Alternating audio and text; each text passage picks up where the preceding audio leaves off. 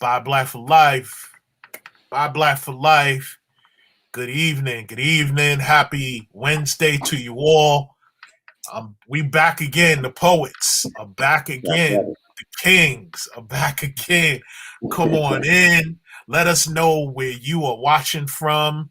Let's give some love to these brothers that if you were here last week or you watched it on replay, like I hope if you're here now, you have something to drink, that you in a cool spot because they ripped it. They did their thing. Buy Black for Life might not ever be the same because of the work that these brothers did. My brother right here, Coach Ja, welcome back, brother. And we could just continue the conversation that we were having offline as folks come in. What my brother and I were just talking about is the young man in Columbia, South Carolina, who got basically profiled by a grown man who just and Mr. Witz is in the house.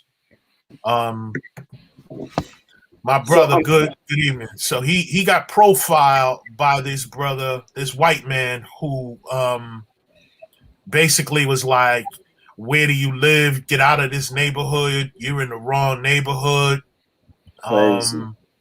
And put his hands on him. He pushed him. He pushed him twice.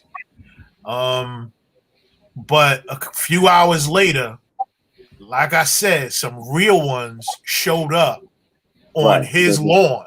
They showed up on his lawn, and there was one sister that was like, come on out now, right? Come on out now. And after that, now the police arrested him for aggravated assault, which is what it should be, because he placed his. Here's the thing, bro. I know you're a father like I'm a father, and the cops had better had gotten him before I did. If that's my child, real talk. Absolutely. And it's unfortunate that nothing is being done to these Karens, and now I don't even know what we're gonna call this dude who just run up on our people just doing ordinary things. The young cat was walking in his neighborhood.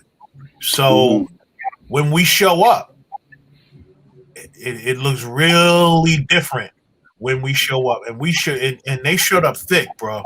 They showed up thick. So it's about time. Yeah, we have to listen. That could have turned easily into another George Zimmerman situation. Easily. It could have been that. We could have been looking at Trayvon Martin all over again right there in Columbia, South Carolina. So, by the grace of God, the young kid walked away from it.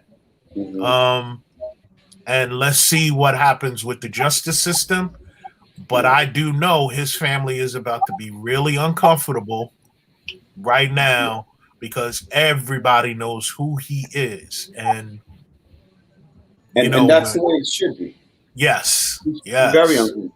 Very, bro.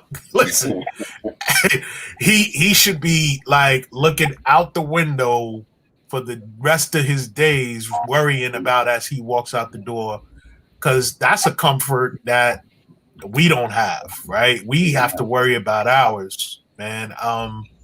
Yesterday when I got in the car just to go to the store, I thought, you know what? Let me get out the car and just walk to the local supermarket. Real talk.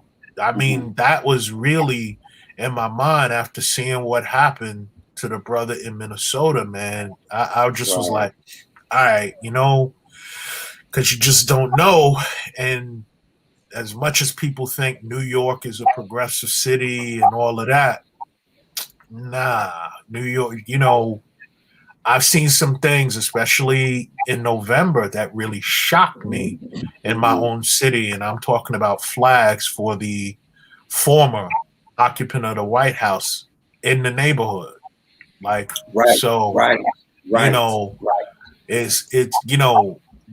really, those 4 years really showed us who people are. Real talk. Yeah. I think that, and even going back to George Zimmerman, it is not going to change until until we've had enough as a whole. Okay, it's always the youth that are taking the lead, and it's time for some of our old asses to get up and take some steps. Yes, sir. Yes, It's sir. not always about the youth taking the lead, and that's don't get me wrong, because I get it. That's been the way it's been Forever. since our journey here, Right. Right. Since being in bondage and being in chattel slavery. That has been our thing. The youth have always moved, but it's time for some of us old folks to do more than say, I'm going to march today. Right. Right. I'm not going to tell people not to march, not to protest. I'm not about that. My protest means I'm not spending my dollars over here because they don't believe in anything else but that. That is your protest. Come on, bro. And when you start saying my money's not going over there, they're not worthy of my dollars. That's when they come to knock on your door. And that's why we got Buy Black for life, baby. Yeah. Until we're going to do that, we're going to sit here with the same scenarios because they don't hear anything else. No, they hear their dollars. They hear that dollars. And you know, I one of the things I could say, and I know you know this, as I fought for my life with COVID, right? Yeah. But yet the TV kept saying to open up. The TV kept showing me that in different states, people that don't look like me are running up on state houses with weapons in the faces of the same police that kill us with no weapons. With no weapons. Open up this country now. People need to get back to work. Never mind the fact that our communities were suffering. People were dying in our communities, but that didn't matter to them. What mattered to them was that dollar. They needed that. They needed the country back open for their money, and that's it. That hit me so profound, and that was why Buy Black for Life is what it is, because they have shown us they're about their money. We have got to show them we are about ours as well. So, excuse us, Buy Black for Life. It's emotional. Mr. Witz, good evening, brother. Anything you want to add to the conversation, brother, about all that's going on? Feel free, fam. Man, indeed, man. Thank you for having me again, brother. It's good to see you, brothers, tonight. You know, it's a lot on us, man. You know what I'm saying? You know, going back to what you're saying, we have been looking to the youth, or it's always been looked to the youth to be the heroes. And, you know, this has been the programming. You know what I'm saying? The children are the future, you know, and they're here to rescue us. You know what I'm saying? And, you know, we have to erase that programming in order to move forward and to take responsibility. Because, you know, look how easy that's basically telling you to lay the blame on your child. Right. And then we sit here as creatures of emotion. We don't want to see no pain on our child. We don't want to see our child rough go through the rough that we go through. Yet we're willing to look for them to rescue us. It doesn't make sense. You know what I'm saying? So we have to erase a lot of the programming. And we gotta go to the root of where this nonsense is coming from. You know what I'm saying? We get caught a lot of time in what's comfortable, which is normally a saying. We say things. There's a saying that goes around that everybody shares this saying. Okay, so we're sharing the saying. So where does this saying root from? You feel me? Yeah. We know what it means for us, but where does it root from? Because the thing is, when you speak words are magic, right? So I don't care if you black, white, Chinese, words are magic. When you speak them, you start to live them.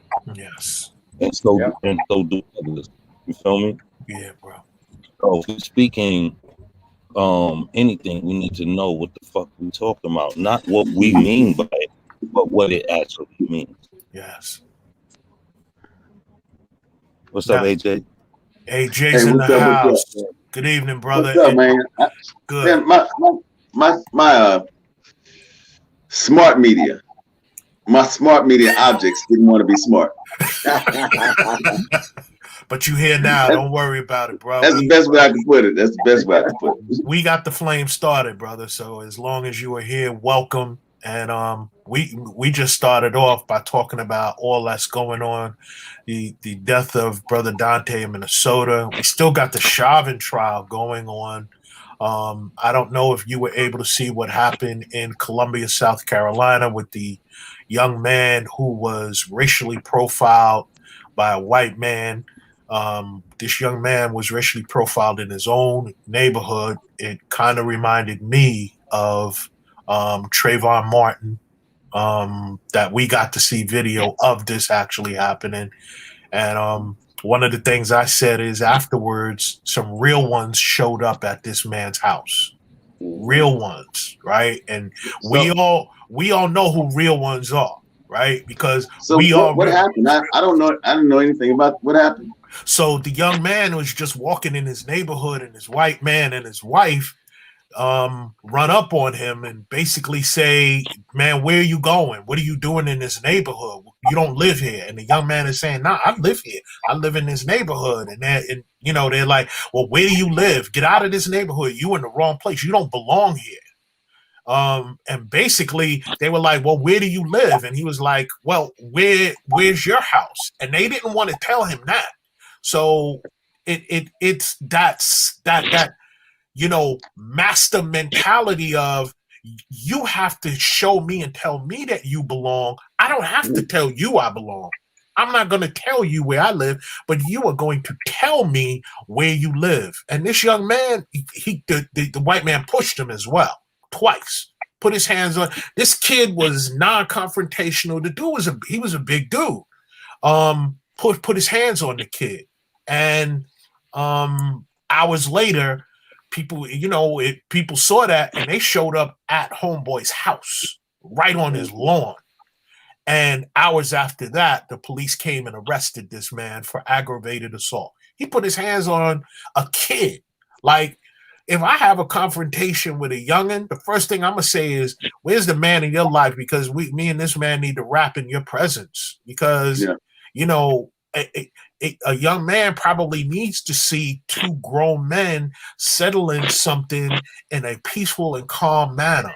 I'm not less of a man because I might have a beef with one of my brothers, and the way that I handle it is through conversation and through us coming to an agreement. Nah, that makes me more of a man that I haven't put this up. But trust and believe, when you come for mine, I'm coming with more than just this, and I'm still nice with it. So I'm coming for you. And this is what we need to, I'm sorry, I feel very strongly that we need, as Black men, we need to be showing up for all hours. the time.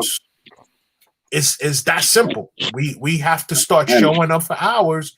And I love what Mr. Witz said and Ja said, right? And especially about economics, right? It's about money. It's about a power struggle, and it's all about money. And the minute we get out of the mentality of, for example, in my group, bro, I see so many people that want to sell, for example, Louis Vuitton and Gucci, fake products, by the way, Louis Vuitton and Gucci and all of this, and I don't allow them in here. That doesn't get allowed in this group because, number one, you will get sued. That's number one. I could be liable as per my attorney, number two. And number three, that is a false sense of wealth when you decide that you're going to use a product of someone that doesn't look like you. You're buying into that, having this particular product with this name, it makes me look wealthy. Do you want to look wealthy or do you want to be wealthy? That's it. Yeah. I don't want to look wealthy. I don't. I'm okay in sweats and some kicks that I paid $60 for, and I bought my last couple of pairs of sneakers from somebody in my Buy Black group, okay? And it's the same amount if I were to buy Jordans, but I'm going to give those brothers love. Okay, so we have to get to a mindset where we start supporting our own. And when we start supporting our own and we start allocating more of our money into our communities, then we can build our communities. Then we can buy the police. Look at in the community. I know you know, Ja. Look at in the Jewish community, right? They have a police force. They have an ambulance. They have the community locked down. Locked. They got everything they need. They got the grocery stores. They got their library. They got their house, and they got their police. You know what I'm saying? So yes. they got their education. So they got their education covered. They got their food covered. They got their health covered, and they, you know what I'm saying? And they got their protection. And they keep their money in their community, right? If they see one man struggling, that means they're all struggling. So they're coming to help everybody, right? Yeah. So there's no reason why we as people cannot do the same. No reason at all. And when we get out of, we still have a lot of brainwashing that we need to undo. Absolutely. We have a lot of brainwashing we need to undo. We've been brainwashed for centuries, and that's been passed down from generation to generation to generation. This generation is breaking that, y'all. We are here to break all. We have to show them, my brother, straight like that. You know, there's a lot of conversation going on about what can make us better and what should make us better. But in all reality, we are people of vision. So we when we see it, it's like monkey see, monkey do. I hate to say that. To give you a prime example, when we coming from our neighborhood, you know how we is. Success didn't live in the neighborhood. Right. You know what I'm saying? Anybody that had a job or something or any kind of career was going outside of the neighborhood to pursue that. You know what I'm saying? They made it come back with the money. You know what I'm saying? But we didn't see it. What we saw was hustling and basketball and gambling and to that nature. So that's what hip hop. Yes, definitely. I'm definitely can't leave that out. So we become of that, of what you see. No matter what people tell you, success is. You're gonna find your success whatever's in front of you. Definitely. And if you could see it, you could be it. It's that like. Did y'all lose me for a minute? You good? You're good. I was just saying, bro. If you could see it, you could be it. And that's why it's so important in what it is that we are doing here in terms of being positive Black men in the community, right?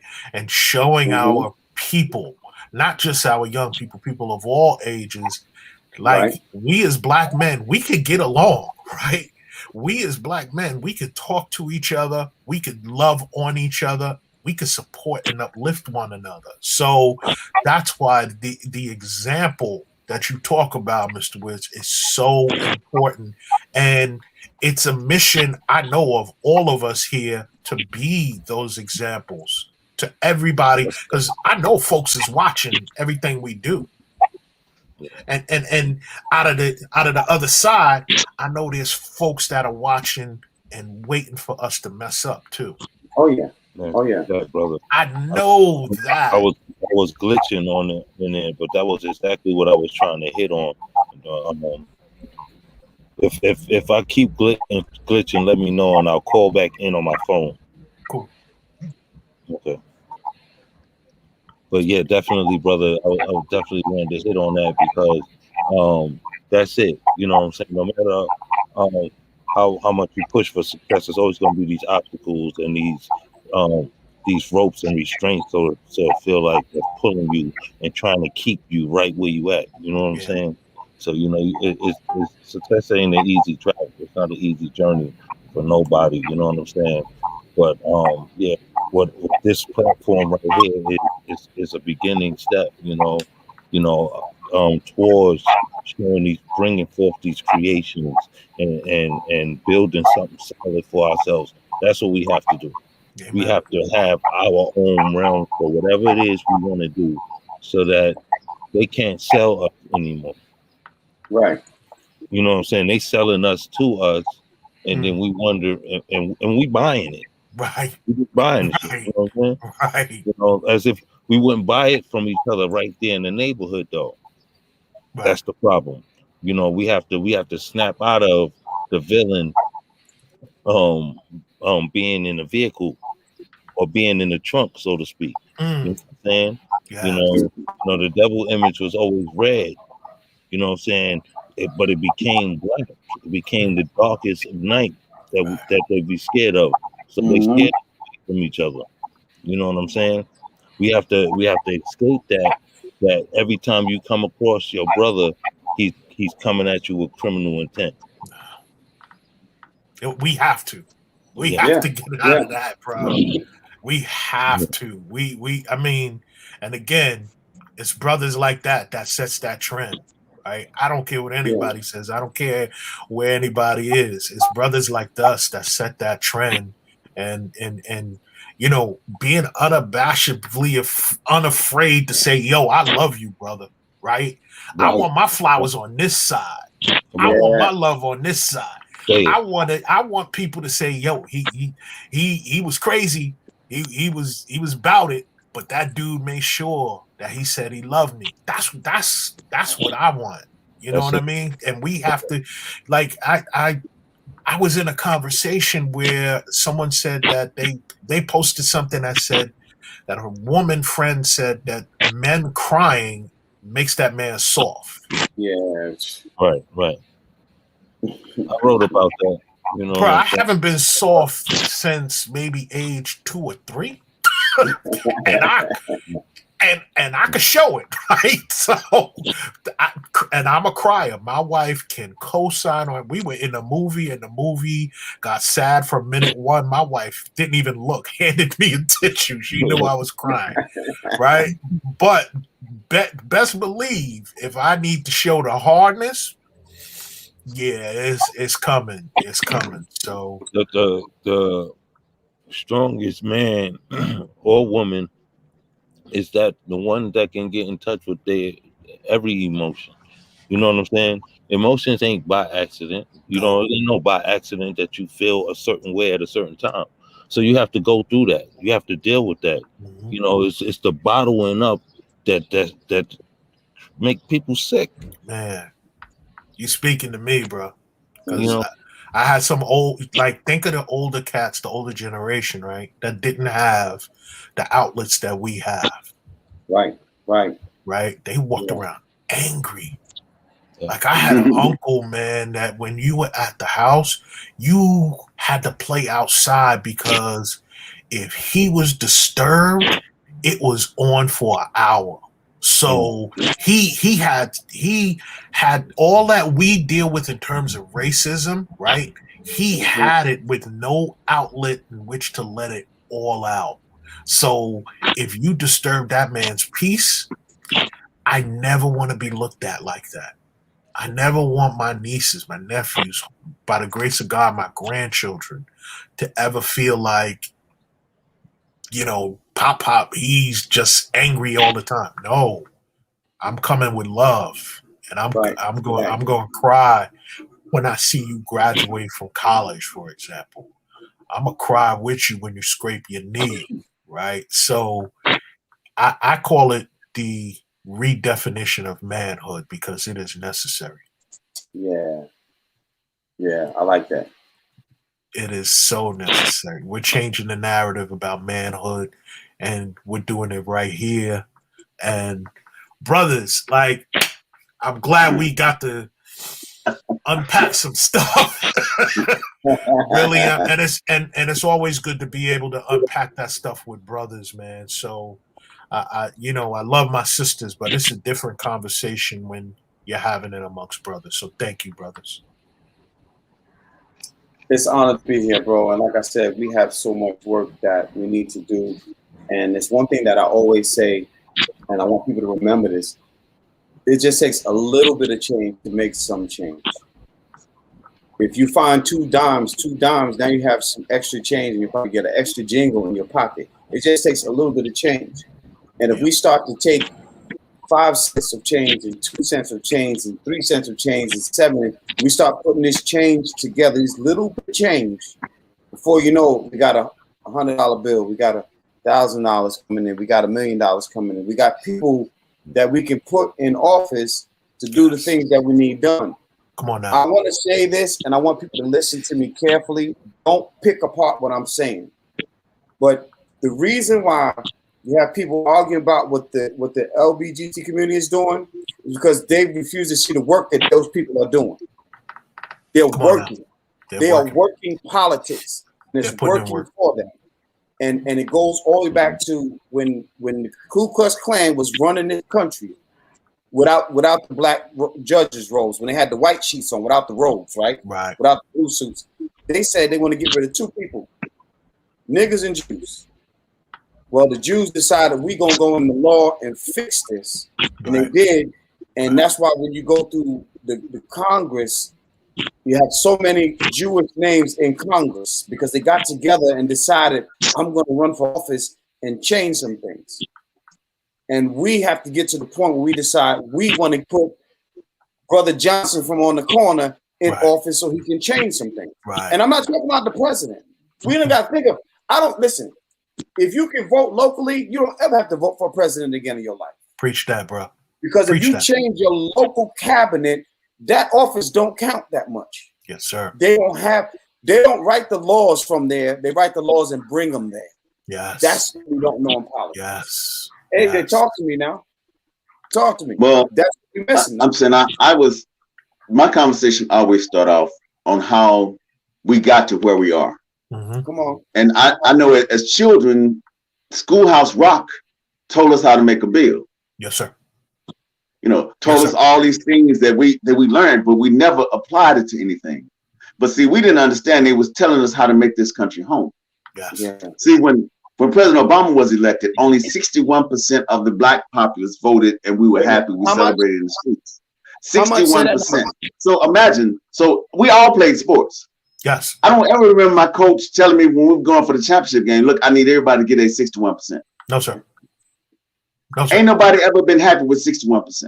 So how can we, I'm saying, how can we understand that the only way we can make this home is to start participating like we know something, like we want to own something. I want my potholes in my street fixed. I want a red light on this corner. I want a stop sign changed. But see, our goal is to, what does 100% black vote look like?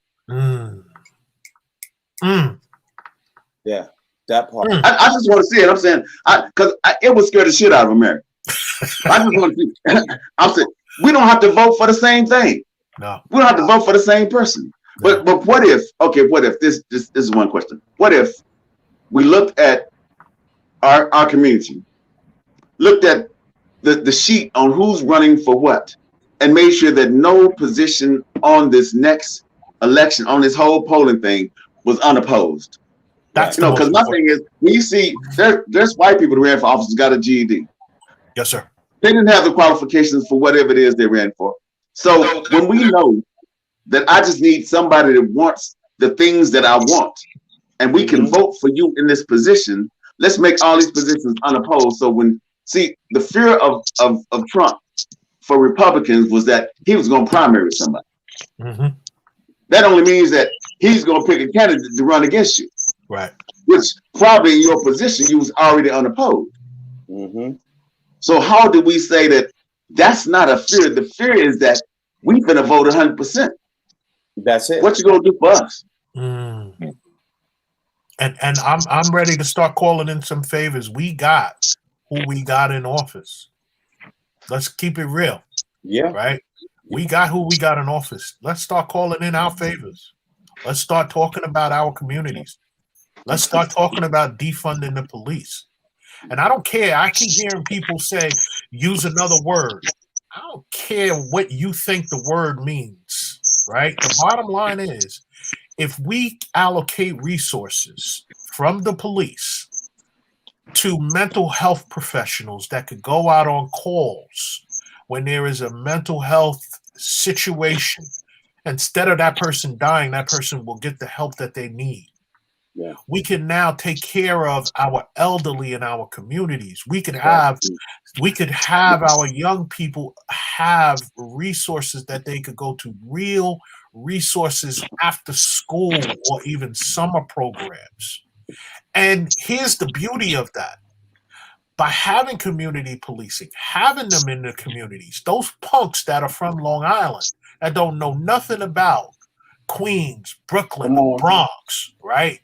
Harlem, that don't know nothing about those communities, now they have to have conversations with me, and now all of a sudden that bias that they may have had because they lived on Long Island, that bias, now you now have an opportunity to talk to me differently than you did because you're just policing me. Now what you're doing is you're ingratiating yourself in the community and you're getting to know me. Therefore, that bias, all of a sudden, it starts to disappear.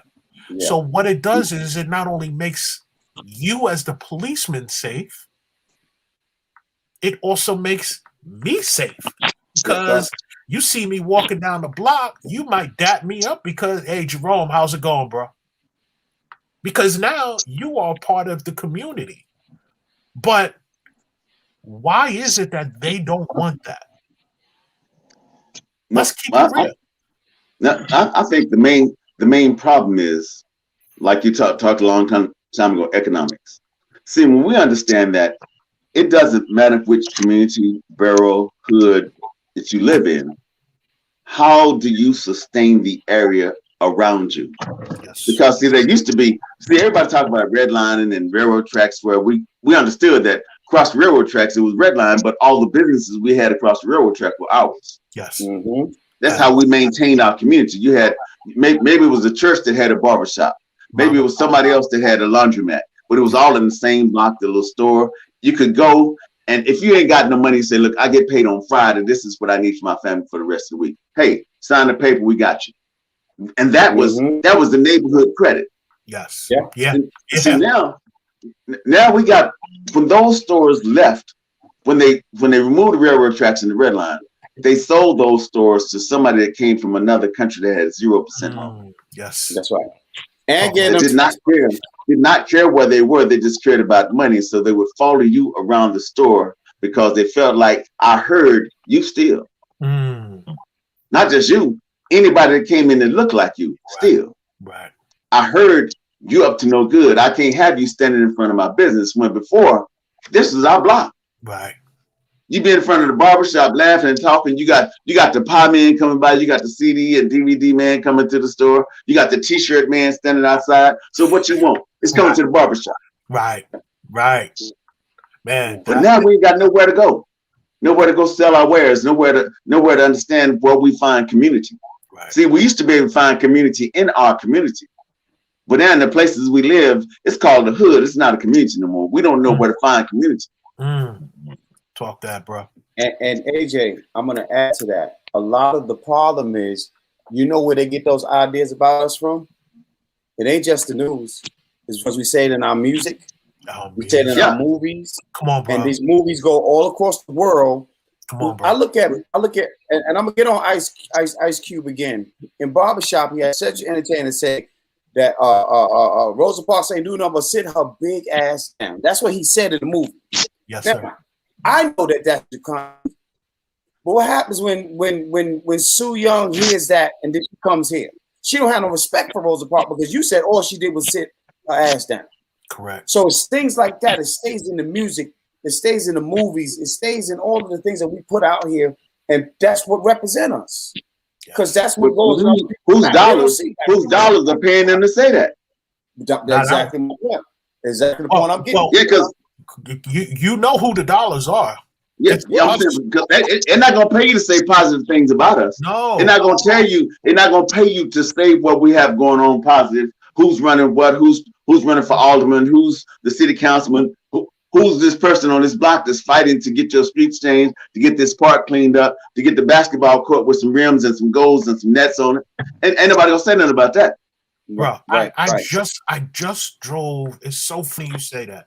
I just drove by a neighborhood that's predominantly white, and their park had nets and real rims on the basketball court, 3-point line, the you know, all painted nicely. Then you get to our communities, man. I cannot remember ever when I played ball as a youngin' in a black community, unless we were in a gym having a net when I shot my shot. Now, I don't even remember it. I don't. Come on. Don't. But Jay, my dad, where I grew up, my dad and his friends would go down and say, look, go to the park and say, y'all clean up that over there. Y'all go down there and pick up that trash. Y'all take them trash cans over here. Here, y'all go put these nets up. Here, I need y'all to sweep this off. We're gonna and it was like all these kids, because he'd say, you so-and-so son, ain't you, right? He said, yeah, I will whoop your ass and your daddy's ass. You're gonna do what I say. You know, and everybody knew my dad, and they just laugh it off like, oh, you talking about Jimmy J. Oh, don't worry about it. You know, and see, when you laugh something off, you say, look, you better cut out talking to that man like that. That man gonna come and get both of us. Yes. And that's where I started. But see, my father and my uncle, they would give the ice cream man $100 bill and say, look, if you drive around this community, give every child a popsicle, whatever they want off this truck. If you don't, if you pass up some kids, you ain't invited here no more. And I was thinking the other day on how many children thought the ice cream man was the dopest person they ever met. Come on now. See, but we don't see what reciprocation is. We don't know that somebody set the precedence for this to happen. So you would think it's okay. Right. You know, but it was always, and I learned how community was from them, because they would go out and say, hey, go tell your daddy you're going to the Cowboy. My uncle would fill up the back of his truck. We would go down to the Cotton Bowl and watch the Dallas Cowboy game with all these kids that ain't never been to a game. You know, eating hot dogs and Cokes, and he just taking them. Because he said, tell your daddy you with me. Right. And that was okay because they knew who they were. So who in our community knows who is who? Yes.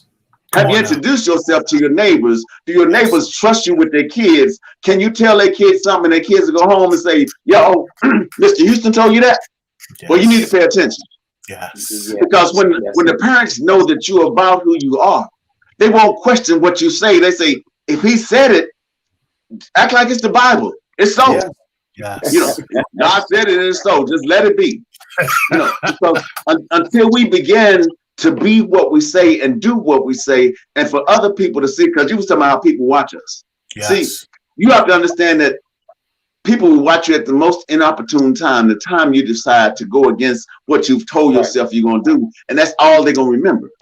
But when you're always about what you say you're about, you will never get caught short of being your best. Preach that. That's right. Preach that. That's Preach that. That's right. Fire, family. Fire. Now, Jay, let me tell you what happened yesterday. I got to tell you this because they ain't gonna tell you. Come on, bro. So we were on this. We were on live. We was talking amongst ourselves, the three of us, John, Witz, and me. We were talking, and we talking about, you know, what the upcoming things we're working on and what we have going on. So in the midst of us talking, I write this line. I think it's the dopest line I ever came up with. Right? I write it, and we talking. I said, hold up, y'all, listen to this. And I read, and Josh said, hey, shut up. And John had just wrote the same line. Stop it. I'm saying the only thing missing was signing. Only word missing was signing. In the same exact line, same concept. And I'm thinking it's the dopest shit I done come up with. but how can that be when he done wrote the same thing at the same time that I'm writing? So I'm like, I don't know how this works. I don't know who you tell that somebody jumped into your brain, stole your shit, went home and typed that shit up. I don't know who do you tell that to?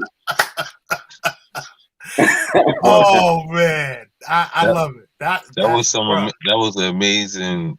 That was beyond amazing to experience, but it just shows you the energy that we share. Yeah, bro. That it's not accidental. It's a puzzle piece in itself. Yeah, you know what I'm saying. That's the universe intertwining and connecting, right? No, but I'm saying same exact. That's not I'm saying explaining. same exact line, man. Same line. That's not Same explaining. concept. Same idea. You trying to explain it? Let it do what it do, bro. No. I need to understand because I ain't never had this shit happen to me. and like you said, I'm waiting for that experience. The dopest you ever wrote, right? But you say it can't be dope if my man wrote it too. No. I'm not saying that. I'm saying that he had a way of stealing. No, he stole from me.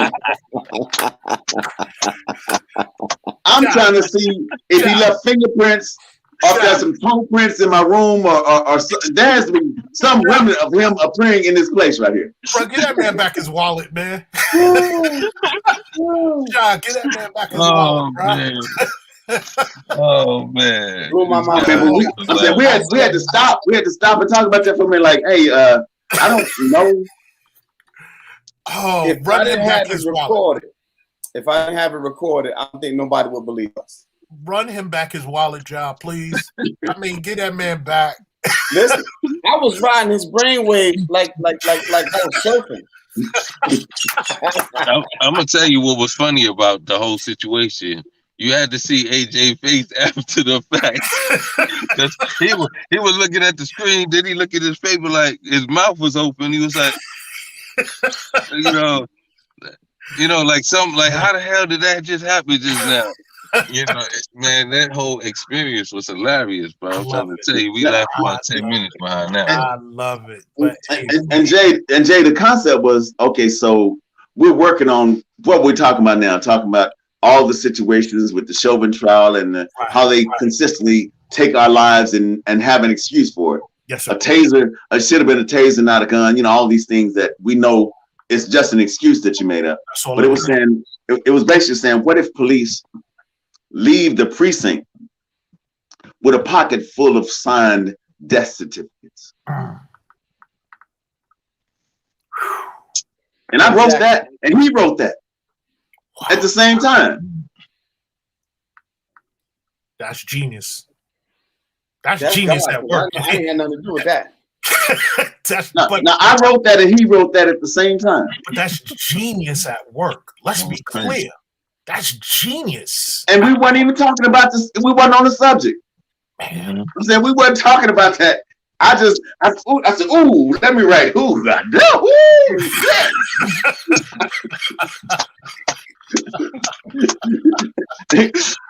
And John said, fuck your excitement.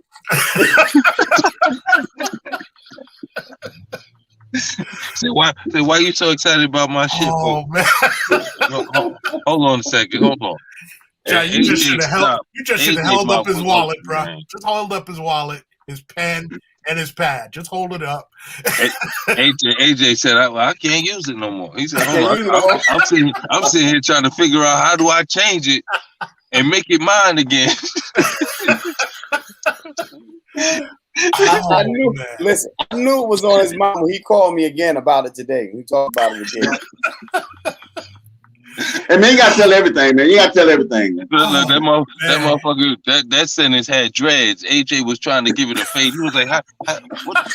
I gotta change the hair or something. What do I do? I put a suit on it and I put some boots on it.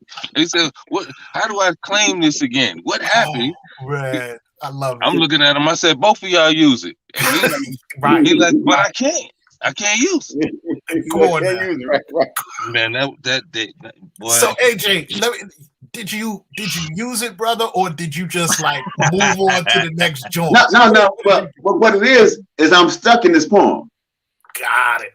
Okay. Because that was what I thought the next step would be. But I'm only stuck because I added some, and the title of the piece is Brother's Keeper, and that's what we're talking about right now. But the concept of the piece is that I was remembering the commercials that we play and we like, and one of them say friends won't let friends drive drunk. Yes, sir. Right. So how do we convert that to something the police should say to each other? Like blues won't let blues kill blacks. Or something, and I'm trying to figure out how to convert that into the same thing and how we how America is based on mottos and themes and commercials, like bring me your huddle masses and all these things that we say in America that we know where it comes from, like in order to form a more perfect union and all these things. And we say, okay, so what can we say that police would know they have the authority to police one another? Right.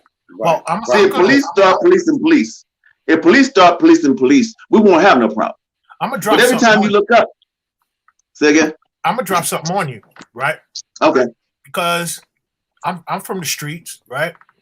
And I know gangs, right? And gangs are about their colors, right? Gangs are also about a code of silence. You getting where I'm going, right? Mm-hmm. Snitches get stitches and all that, yeah. Gangs are about structure, right?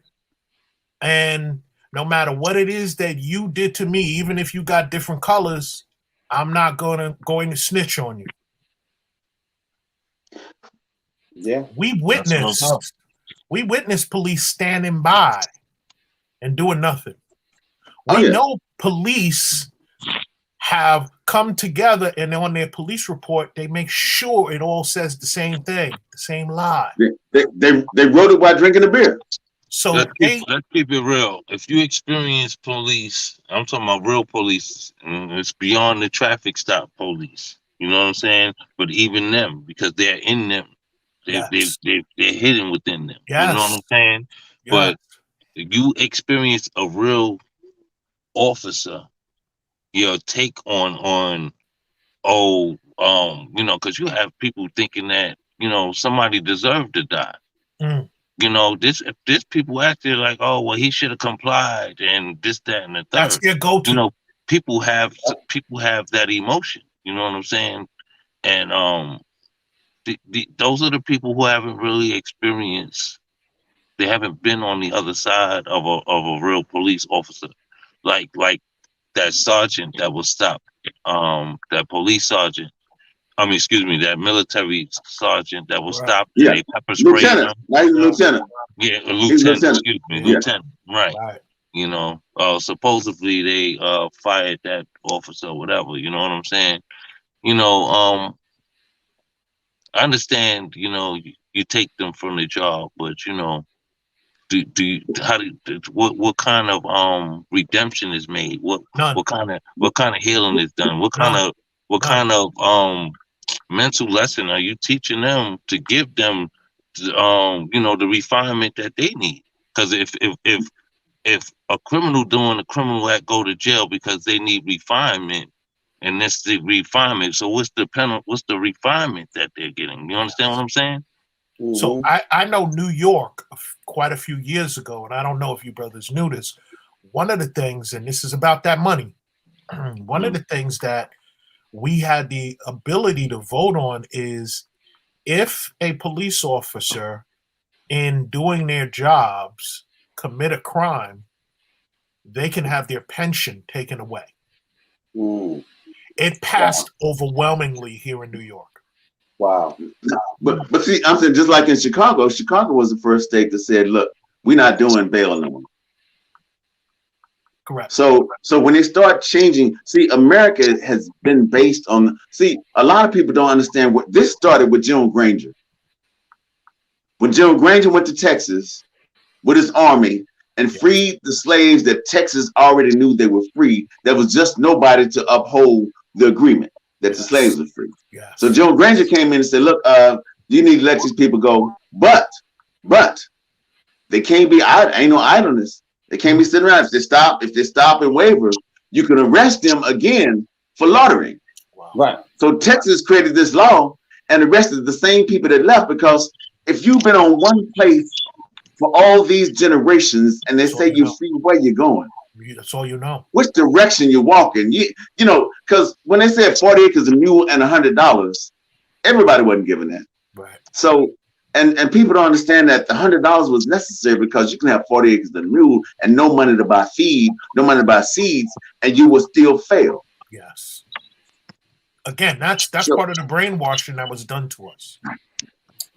You know what I just realized from that?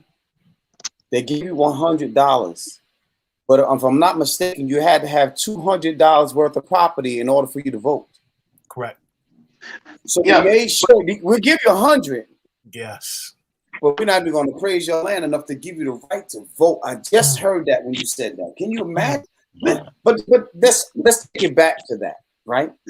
Let's look at how police are learned to shoot.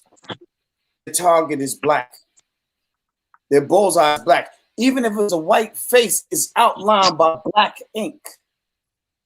When you ever go to sleep watching one of your favorite shows and you wake up and you laugh because you remembered it? Yes. You just pop up, oh, wow, I remember this. I was watching this show. So what happens when you trigger into, okay, now it's a situation, what's the first thing you see? You see them black lines. Before it even fill out to be a black face, you see black lines. That's your target. Didn't that boy say that on the stand when he killed my man? He said, all I saw was a target. I'm talking about my man in Chicago. When he killed Laquan McDonald, he said, I saw my training kicked in. I saw a target. Yes. Right. It's America. It's the man mindset. They said this is country white men. And Andrew Jackson said it's going to be that as long as I'm in office. Man, let me tell y'all, man, this brother, I called Witz and John. I was asking him, I said, I need your opinion on this piece because, I call him all the time when I'm working on something because I need to verify what I thought was verifiable is verifiable. I'm saying that's just the truth. So I wrote a prayer in this poem. I just want to read you the prayer in the poem. Come on now. Come on, bro. Okay, this is a prayer in the poem. It says, America has to be the only country where we discover new geographical locations after an incident report fails to gain national attention. After an accidental shooting, my father would say, why pull out your weapon if you have no intent of discharging a bullet into the very subject you're aiming? It is in this moment of distress, of great consequence, I began with sincerity and prayer. Be with us this day. May we continue to breathe, watch over our seeds, our friends, our community, over those we don't know who will also need your protection from those who would have sworn, pledged, and are paid to protect us. This prayer will never end, will not cease to be sound, will not require an amen, will be repeated daily in our wake, our slumber, at breakfast, through dinner, as we move and tarry. Let us not be troubled, for we are the sons and daughters of the troubled, of time bandits on a mission to take our breath, still our days. We are classes with lessons. We are classes from the lessons that are birthed. We are footnotes from which no book has been written, but that's the prayer. Yeah. Ooh. Yeah. Yeah. That's just the prayer. Yeah, and that's where the line I couldn't put in there because Josh stole that shit in this point. So if you want to know why it's held up, ask Josh. I have someone coming on, and it's sister who would like to read a poem. Yes. Bless you. Good evening. Bless Good evening. Hello. Gemini. Good evening. Welcome to My Black Yes, Life. Foxy Gems. Yes. What's up, Yes. Well, you got Florida in the house? Come on. Got Florida in the house? Yes. Welcome. No, And I don't rep Florida. I rep St. Lucia. okay. I'm just saying I'm saying where your feet rest. And No, I that's got where my heart is. I got another sister coming through. Ja, this is the sister I told you about. Okay. Dope.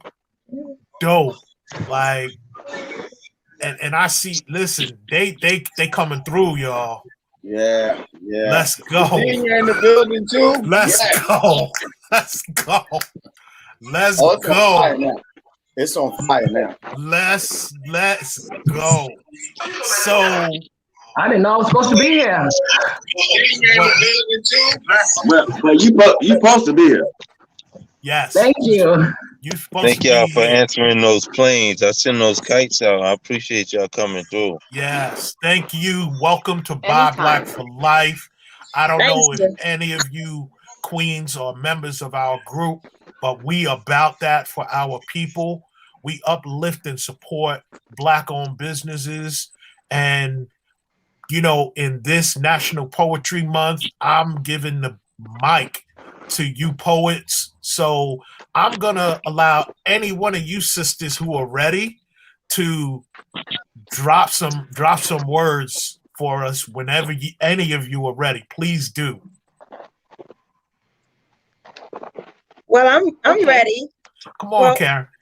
I'm sorry. Don't be sorry. Okay. No, you amongst family. You have no need to be sorry. Do what you do. Thank you. Oh, okay. So I'm going to read this poem. This poem is basically about us as a people rising up and overcoming the challenges that we face in this country. So the title of the poem is called The Orphans. Like orphans, father invisible, bastards, descendants of Africa, in a pasture, older generations picking cotton, lost, history forgotten, snatched from our land. Is it ours? We don't know because we don't know it. We know this land here, the one we're standing on, born here, lived years, rooted here, cleared paths, hated for being Black, put in the back, served last. But at last, there's a light. We've been singing all along that everything is going to be all right. Said a change soon come. Didn't see it all, but little by little we saw some. But in this fifth dimension, everything is coming to fruition. The dreams, the prophecies, opening of the heavens that we can't see unless we look in the mirror. So we're taking selfies with the Führer, searching for that queen, that king, that being that they murdered so long ago, resurrected now in us. Our ancestors glow, and we're coming back for everything the thieves stole.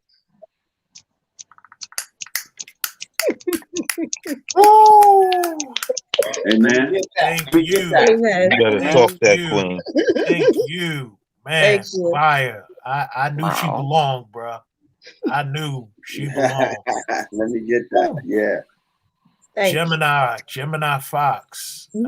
Let's hear from you, Queen. Yes, sir. A silent alarm appeared. Fireworks shot from my stomach like the 4th of July as my dashboard was illuminated from behind.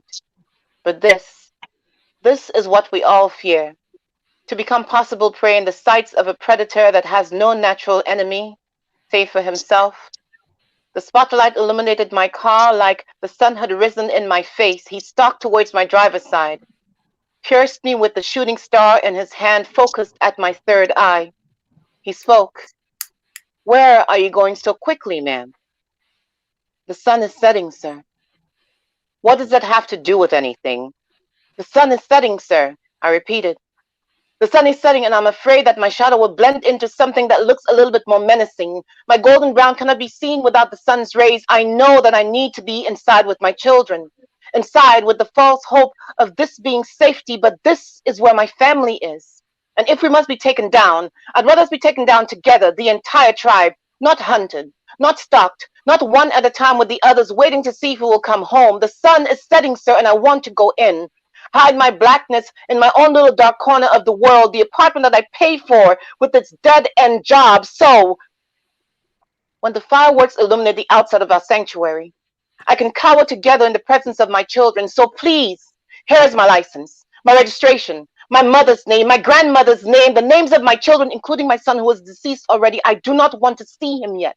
My blood type, my gender, the color of my eyes. I have a birthmark on my rear end. It's on the right cheek. What else do you need to know? Can I go home now? Thank you, sir. You have a good night as well. Yeah.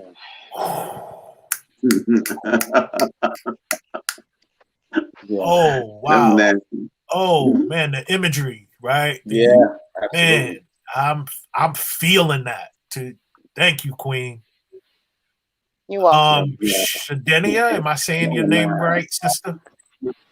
Shadina, thank you so much for having me.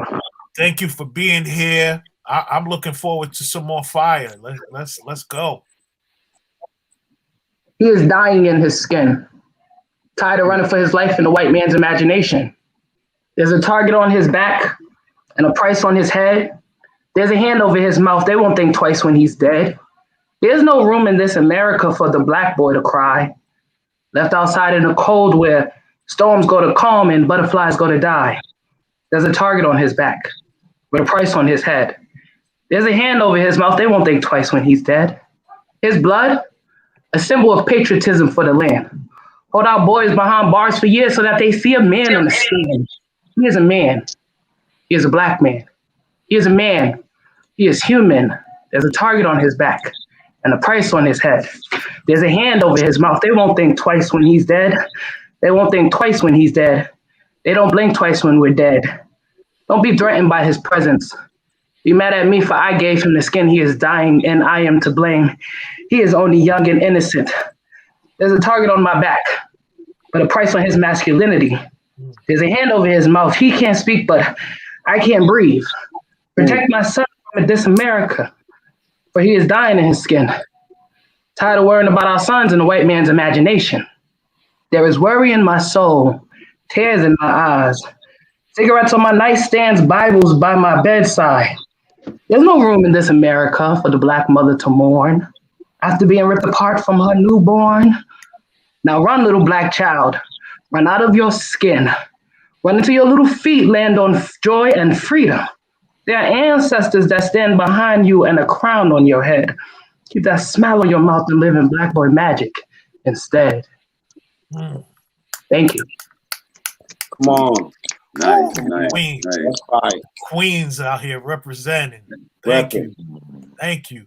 I see Repping. we have DC Ash Daddy. Good evening, brother. But Ash Daddy, if you had lotion, what would your name be? It'd be Smooth Ash Daddy. Nah. AJ, don't start it. Don't start it. Come on, brother. Let's hear you, bro.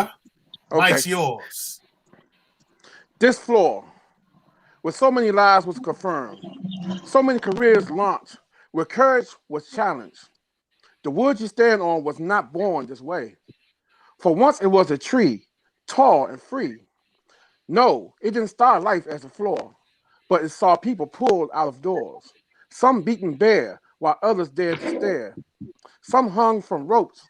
Their weight these trees had to cope. Now you stand on the stage with such history. You grow strength from their misery. The rage you engage as you gaze at the stage. Your shoes did not cost the price that they lost. Now your feet are bare. You feel their every care. Yes, their soul you embrace. You can't strain to entertain for their might. Your feet taste. Now is your chance to do their freedom dance. Release their rage. It was once a tree before it became the Apollo stage. Yes.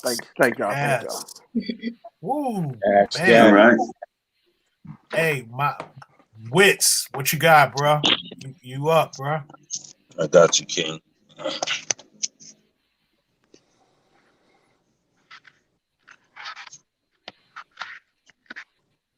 You would think by now it'd be mandatory for police officers to carve the name of recipients, listing age, location, and hand sketch photo into their bullets before leaving the precinct. The way they stop crime should be mandatory that they sign the death certificate under cause of death. You would think that their handguns, serial indentation, the social security numbers of every intended target, that their bullets heal the birth and death dates of each person slain by police in replacement of its caliber. You would think it be law that their initials become tattoos placed on an officer to black tear their kill. By now, should be a brim, some sort of head covering, a hat to tip, excuse me.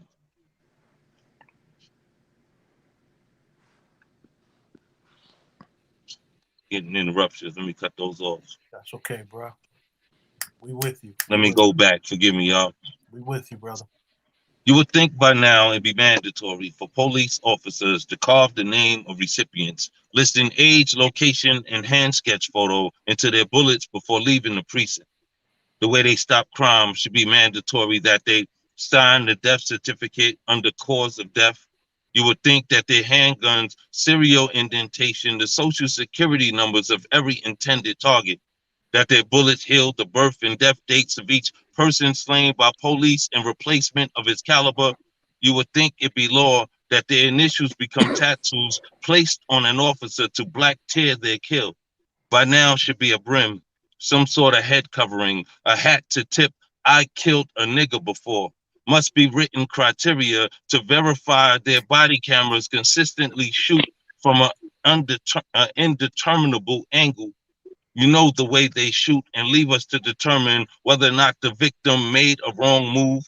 Proof is all that matters of truth when dealing with what's admissible in a courtroom. Though I ain't seen a white sheet since the thread count rose, I see them in your black robes and hued blue coats. Black blood never painted more vehicle interiors. Asphalt never met more cheek of black skin.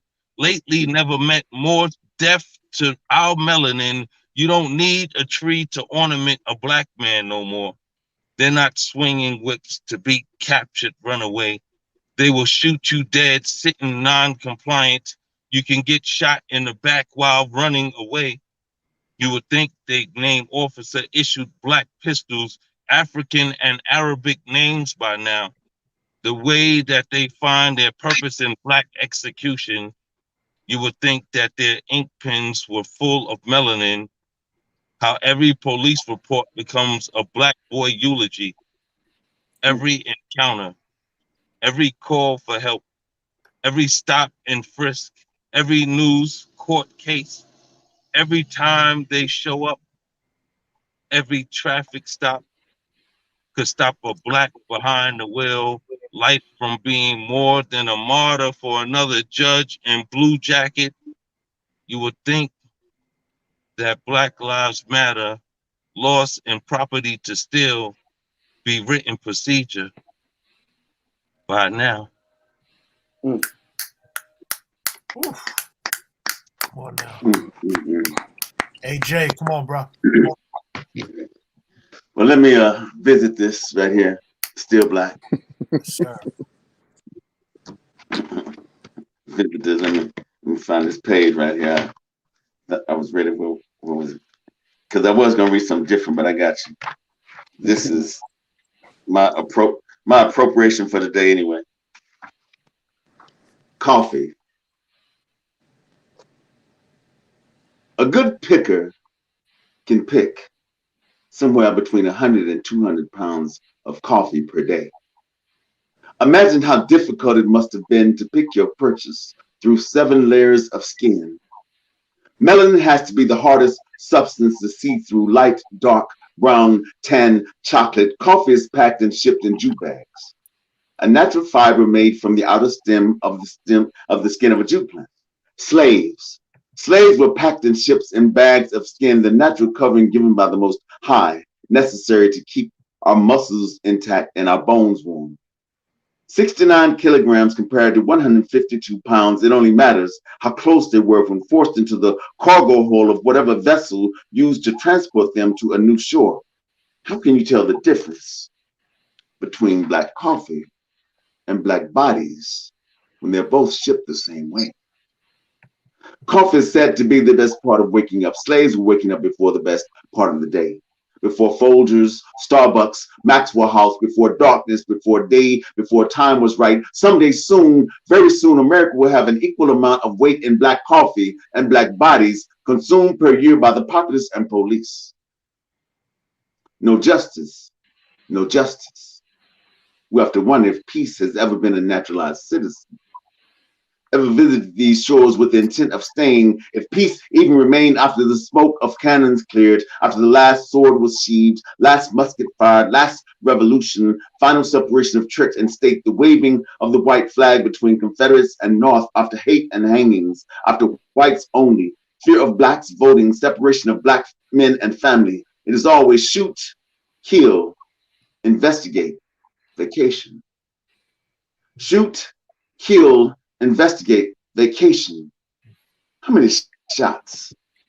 How many shots? How many bullets does it take for a round trip to your favorite island? Favorite foreign escape, favorite cruise. No justice, no justice. America don't do peace. At least not in the same sentence with black, Negro, African American, colored, nigger. The best coffee comes from the same region supposedly the best free labor came from. We consume in this country 146 million cups of coffee per year, which is closely equivalent to the number of years being served consecutively by innocent black men and women America found guilty while innocents blatantly stare them in the face. How do you like your coffee? Black, cream, sugar, honey, sugar substitute.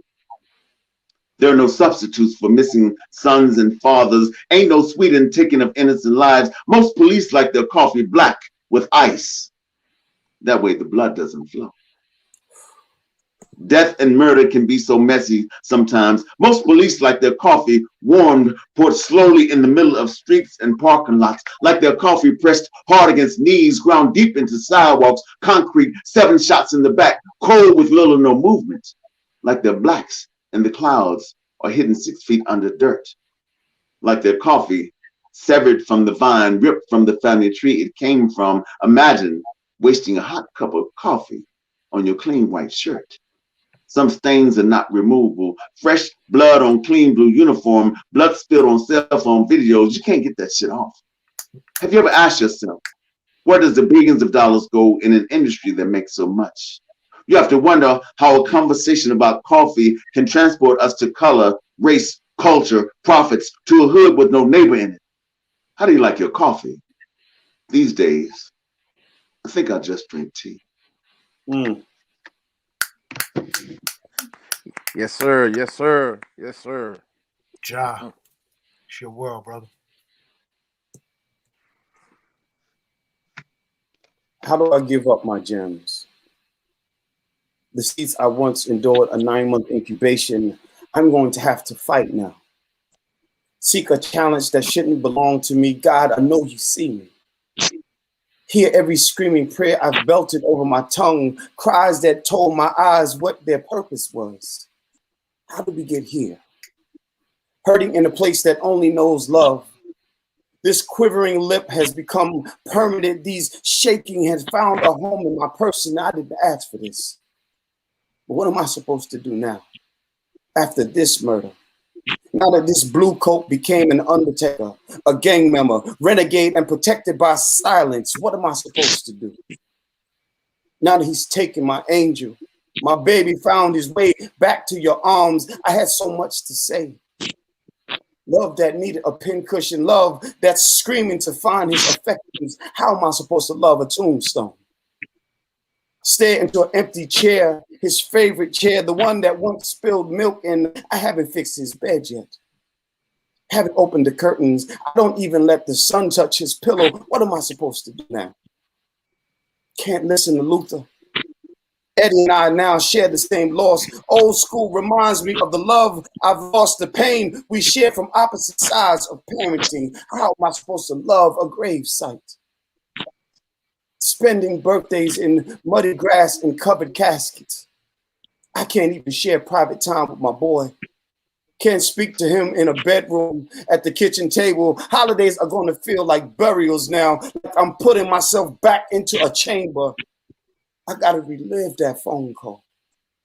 Gotta relive seeing his feet walk into that dreadful room, viewing his body once again. I had to identify my baby boy. I was not supposed to bury my baby boy. God, why did it have to take away my baby boy?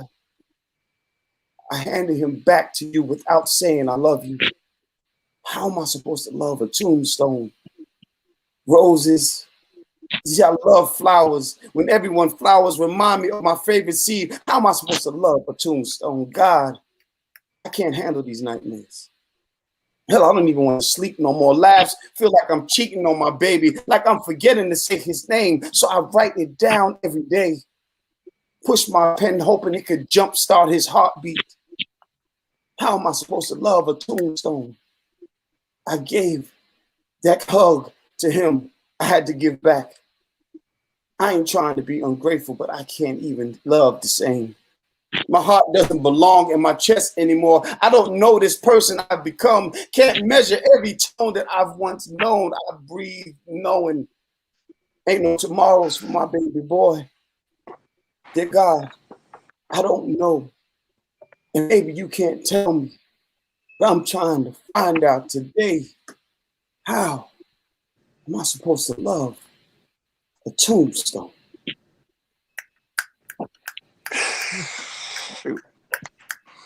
Ooh. We're gonna go one more round if everybody's good. Everybody's good. One more round. And I'm gonna ask Karen Denise. I asked you to write what "Buy Black" means to you. If you have that handy, because it's dope. Okay, I do. Okay. The feel of buying black. Everyone thinks their clothing line is the best one in the world.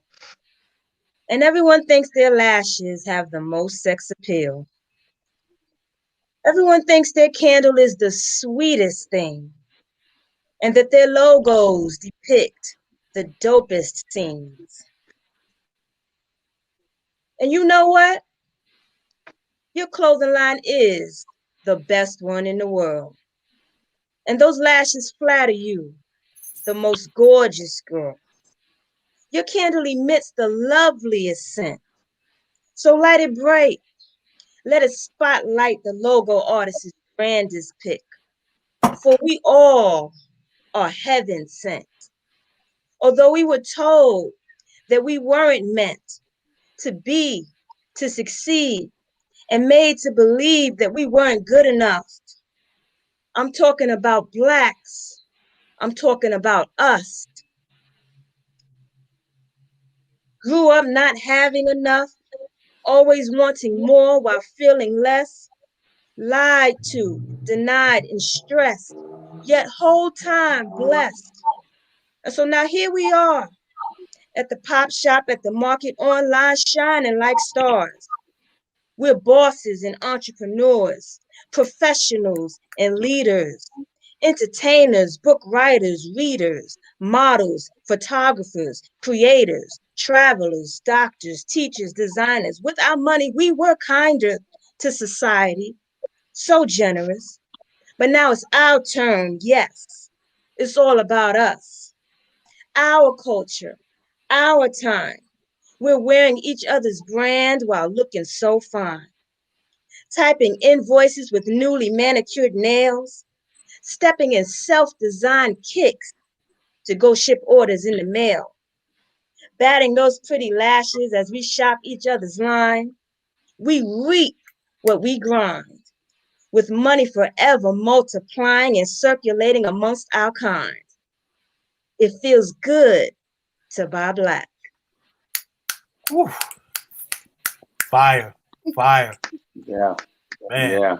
Yeah. Yeah. Ja, that's the one right there that had your boy like, what? Like, seriously. So thank you, Queen. Thank you. Gemini. Let's go, Foxy.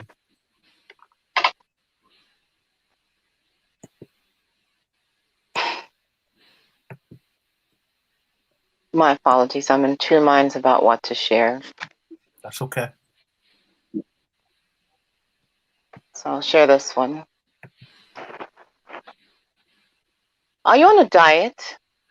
No, she replied. I haven't died yet, but I'm dying to be thin, slowly purging myself, demolishing fat cells by the billions.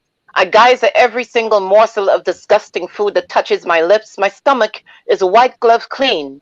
No, I'm not hungry, she replied. I gorged my taste buds earlier. My mother prepared a delicious dinner. I cleaned out my plate. Then excused myself to cleanse my stomach again. 20 minutes later, I'm still full. Downed a gallon and a half of water. This is not a disorder, she screamed. This is the most orderly my body has ever been in my entire life. No, I'm not losing weight too quickly. Can't you see them? They're trying to multiply. Waves of cellulite are clinging to every part of this body. I had to cut off their food supply. beat them down before they could call in for reinforcements. Don't you see her? The skinny girl inside of me, fighting to get through. I'm only trying to break her free from this prison. I'm not hurting anyone. Why are you concerned? Everyone else is complimenting me, telling me to keep doing what I've been doing because it's working. My mother complimented me. I need to finish what I started, to break this prison down, brick by cellulite, brick. I need to be skinny. I need to be beautiful.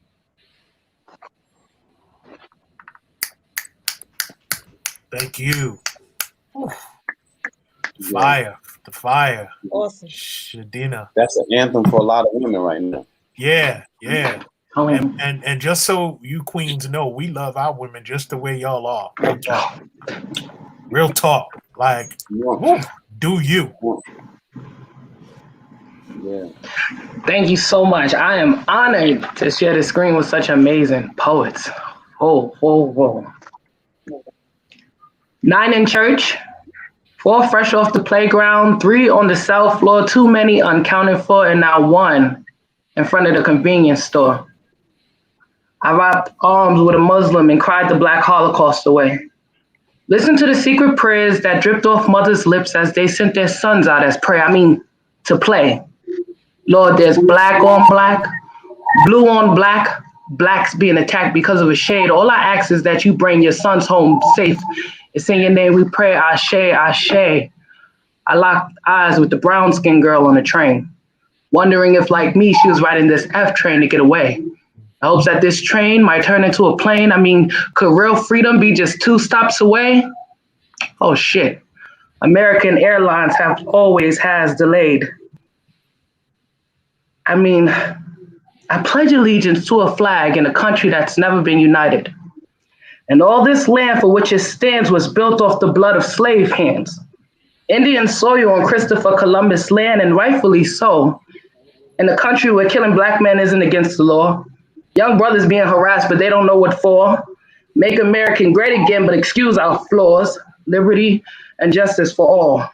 We salute the red, white, and blue, knowing the storm isn't far behind. Lord, when they scream all lives matter, I pray they keep my black life in mind. Lord, give us the tools for freedom, not the ashes of survival. Can anyone give us some spiritual guidance, but hold off on white Jesus and the Bible? Can you tell me how far we've come without reminding me my president was black? Can I send your people out to war and welcome them home with crack? Can I threaten your mother and tell her we'll take the family off of government assistance if we find out your father ever came back? You must be goddamn crazy to ever want to live black. But I don't have a choice. A saint born into sin is the harsh reality of having my black skin. Thank you so much. Thank you. I love each and every one of you. And I know you have to run, Queen. Thank you. Love. And you are welcome back anytime. Buy Black for Life, Queen. Thank you. Thank you so much. Have a wonderful night. You too.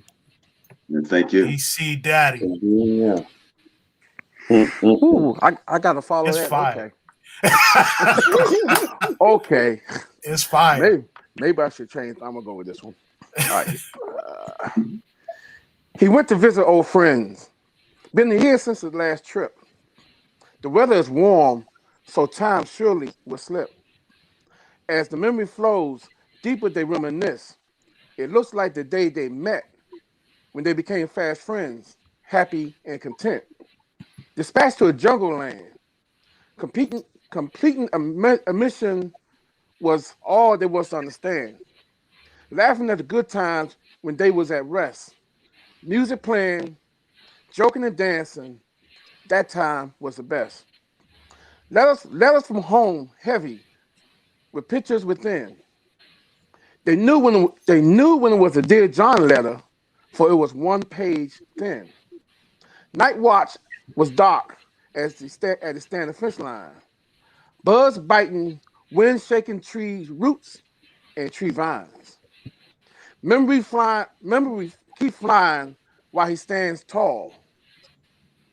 Thoughts of wearing green t-shirts as they play jungle basketball. His body shake as he remembers those awesome gunshots. Some fell around him, others did not. Memories are suddenly quiet as the tears began to fall. Among 5,000 names, he found 10 of his friends' names on the Vietnam Memorial Wall. That's that piece. Man, you know, one of the reasons why I always love poetry and poets is I believe poets are truth sayers. They're going to speak that truth. So I thank you all. And she was able to get in, so we gonna let her get some love. Gifted, you are up, Queen. What kind of present? What kind of presents you got?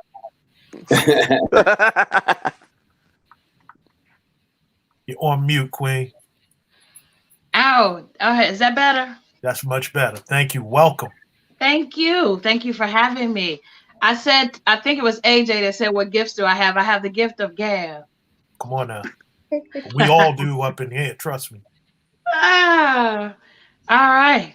I'll share this piece. This is a revolution against the extinction of you. This is a war on crimes keeping you down because you're more than a conqueror. Take your mind, your street time, combined it, and no weapon can be formed against you because knowledge is power. And this is the tool that you'll use to fight this mass destruction of them trying to take us out. I said, this is a revolution. So stand up for the fight. Stand up and take aim. Take aim at the very thing that they're using against you. You got to believe it to receive it. You got to believe it to achieve it. Gun and holster, no finger in sight on that trigger. No bullet in sight for you to pull. Shoes on your feet, but you're stuck in this never-ending rut. You're just moving around and around in this never-ending cycle. But this is a revolution. So I need you to take a glimpse in that mirror and put on your battle marks and prepare to fight. Because this is no ordinary fight. This here is your life. This is your life. Am I my brother's keeper? Am I my sister's keeper? You damn right. Because this is a revolution and they'll take you out, silence you, and not be able to speak, not be able to lift your voice and be heard, spreading the word, spreading the truth that this is our life. Lift your voice up for this fight and speak our truth. Speak our truth so that our voices can be heard. So yes, I am a sister first to myself, but I'm a sister to you, my sister, my brother, my kings, my queens. This is a revolution. So I need you to prepare to fight. Take aim at that very thing that they told you was a waste of your time. And I need you to charge. Because this is a revolution. And they'll take us out if we don't fight. Thank you. Thank you. Yeah. Thank you for the gift. Thank you. Thank you, Adrian. Gifted. I'm sorry you gotta follow that fire, bro.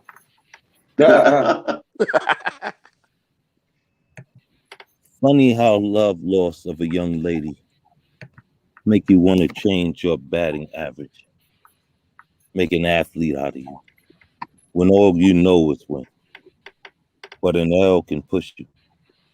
Amazing the influence a person can have on their peers. Type of persuasion that can incite a riot. One that can leadership a pep talk that can literally result in a blowout. You don't have to play a sport to be victim of a slaughter. You can blindly walk into your own end game. You can see how and why they chose sporting goods, diamond equipment. Killing innocent black men has always been the official American pastime. They say the attack was 10 to 30 suspected young Italian men, enough to compete and fill the bench. 7 or more, ironically, wielding baseball bats, while the pitcher had an arm, a firearm to strike out the first black male to step up to the plate, meaning their neighborhood, the field of their dreams, the home run by them.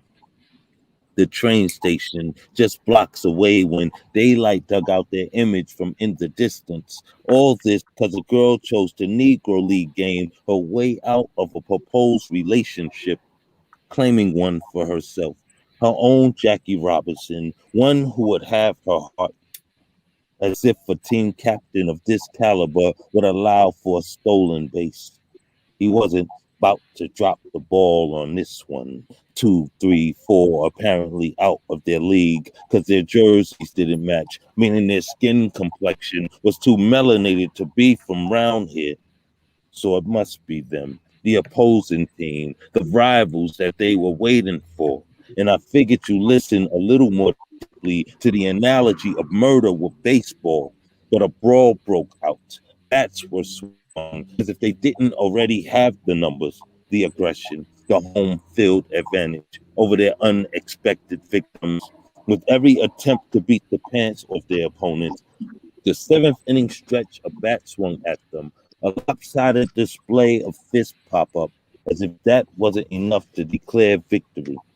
The pitcher drew his gun, his loaded firearm, and fired from the mound, a score to settle, hitting dead center the chest of his target like a back catcher's mitt, as if he had trained for this his whole entire life. The final strike, one that will pierce directly into a heart. Game over. A 16-year-old black teenager was shot and killed after he and his friends were attacked by a mob of Italian men fisting baseball bats, one with a pistol, the ringleader actually, who deliberately took away his life. At a press conference, the homicide victim's father had this to say: "He died because of what I did. I'm the one that gave him his color. He died because he was black." Some of the darkest words to come from a man in reference to his son. Darker than his complexion. Blacker than the clothes of his eyelids even. I could hear his heart tear to shreds of confetti with each syllable he spoke. Knowing he'll never hear his son's voice again, other than a mind trick within his head. I could still see his melanated fist banging air, his stomach full of "there should be more time on the table." I'm sure he could have said a packed rat mouthful of undigested hate and choked up blame, yet he regurgitated his soul out onto the floor, rose up his son in the bear of his cross, sacrificed himself to a heathen judgment in the claim of the life of his teenage boy. No father should ever have to bury his son. It's like watching you put yourself into the ground. You don't know death till you lose the fruit of your loins. "He died because of what I did," he said. "I'm the one that gave him his color, his name, the reason he birthed Black Man Copper. I'm sorry I made you so beautiful, son. Jealous people in this world will want a reason to target you, hurt you, to hate you to death, to pluck you like a bloom growing in God's garden. I'm the one that gave him his color, his spark, his demeanor, the sensation on the eye he reflects that emits his light from inside. He died because I put my armor off on him. I knew that there would be wardrobe issues, many of which I faced myself inside tailored eyes who denied their envy. I expected him to do his time as a man, eventually married, raising my grands, in bed with his plans, a successful black man. I never nightmared to be a death sentence. knowing the imprisonment would be a life sentence. I trapped him inside the cells of my skin. He died because of what I did.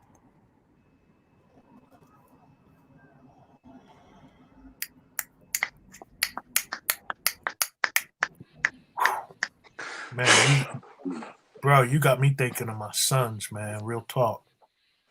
Wow. Every time. Got me thinking of my sons, man. Woo. AJ, what you got, bro? I'm gonna do a piece out of the Black Book of Black. Pieces of When My Ancestors Come. Some mornings, you won't feel as though the day deserves your attention. No reveille, you would not be welcomed. Maybe fighting for daylight is the perfect beginning. You gotta start somewhere. Earn your keep. Singing of the birthday is not a given. We've had enough free breaths to date. This nigga here ain't got no more Jobel in his mouth. Fuck Jobel, you can't laugh at your funny. You don't laugh and keep from crying. I'm beginning to believe like Harriet. She said she would have freed thousands more slaves if they only knew they were slaves. And I see you thinking walking free means you got some free. There's never been, nor will there ever be a line passing out some free, or free for the taking. You got to sacrifice something. The noose of knowledge must be too tight, choking out your common sense. I hear the chains rattling in your throat. See the cage and auction block you keep balancing your faith on. If you think you will someday stumble upon the truth, you better fall quick, because ain't no truth here unless you brought it with you. You can't stay, you got somewhere else to be. All the rights and freedoms others died for are disappearing by the Constitution fool. See this? And this ain't poetry, man. This is life. You think every time I speak about history, everything is a slave poem. You're in America constantly fooling yourselves. Keep telling the same lie till it's easy to swallow, till it tastes like truth. You can't see the picture while enjoying the pixels so gracefully colored in crayon. Stepping back to get a better view never cross your mind. See, I wish you'd pick some cotton. I wish you knew how long it took for open lashes on your bare back to heal. Witness the hanging or still helpless, watching an angry mob drag your wife, son, daughter, husband away, knowing ain't no coming back. When these rights are gone, they ain't coming back. We didn't arrive here by choice, and we still struggle to survive. See that hush in your mouth? It ain't survival. You've been frightened quiet, too scared to open your mouth. See, there's always silence before a hanging, before a murder, before the coroner arrives. I can hear your heartbeat from here, hoping you and no one else is listening. Afraid them satellites will spot you in the crowd. So you can't fight sitting down, can't punch with your hands in your pocket with no pen in your hand, with no paper to write on. You patiently thinking this is not your war, then whose is it? If you don't fight for you. There's a long list of excuses we remember from textbooks years ago. Don't quite know when we got them, but we got them and we use them way too often. You may think this day can make without you. It can, but you won't survive to dusk. So you're probably thinking this is just another slave poem. Like I'm not trying to help you, help me, help us. You got to do more than march against murder. See, signs won't stop the killings. Posting camaraderie won't change the jail centers. Wanting to get the murders extended vacations canceled. See, if this is just another slave poem, I think I'll just keep reading until the ashes come to light.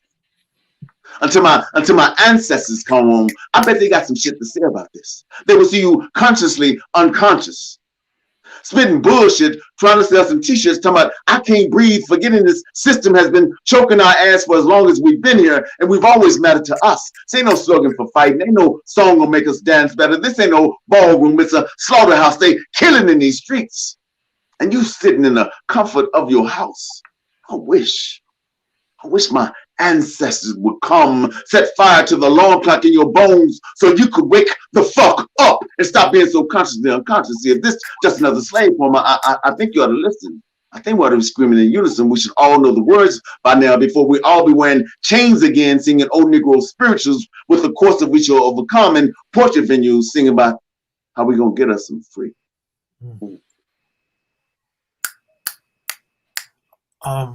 Ja, last week you told me 3 rounds. You still want to go 3, bro? I'm good if y'all good. It's whatever y'all want to do. I'm here for it all. I mean, I don't know the time for everybody, but you know, I'm here for 3 if everybody's. And before I get to you for number 2, Ja, I'm gonna ask Gifted, to go do number 2. To catch up. Yeah, and and the brothers keep telling me they want the gift. So Yeah. Let's do what you do, Queen. All right, I'm here for it. This is income. Cadence of your flow affect the beat of my drum. Cadence of your flow affects the beat of my drum, but I dream of the day that a steady income doesn't plague my existence. The state of my being won't be frozen as cold as the first winter's snow. Snow upon my skin, frozen, exposed body parts cringe from frostbite as it sets in. But money, money doesn't stop no show. Money isn't the anthem to your success. Creativity isn't lost. It has no bounds. Passion seems to seep out of your warm pores. It's oozing onto the spot, gradually breaking that mold. So you need to fight. Fight from that fright of the affliction, from the fear of the grind with your brothers at arm of redemption. This is my battle cry, that we fight. We fight for our artistry. Our artistry may not be televised, but it damn sure will be heard.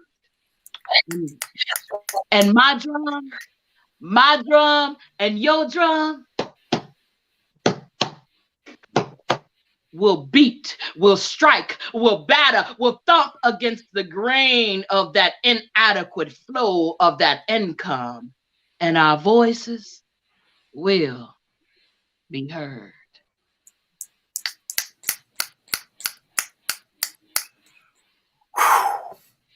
Fire.